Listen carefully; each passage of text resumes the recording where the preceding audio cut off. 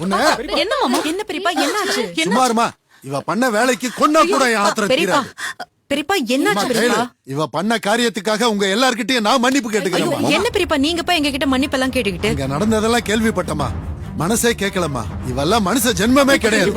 அங்க இவள பெரிய மனுஷ விட்டு கல்யாணத்துக்கு நம்பி அனுப்பி வச்சா கீழ்த்தரமான காரியத்தை பண்ணி என்ன தலகுனிய வச்சுட்டால.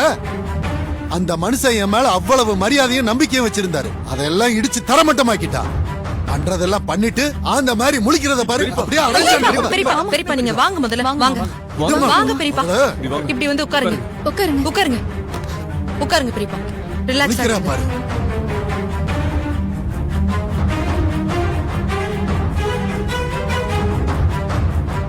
ஆனந்தி, இவங்க பண்ண காரியம் தர்மலிங்க மாமாக்கு தெரிஞ்சா அவ்வளவுதானே நீ எந்த நேரத்துல சொன்னியோ.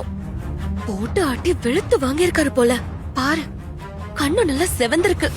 நல்லா வாங்கட்டும், தேவைதான் அவங்களுக்கு. சும்மா ரெடி.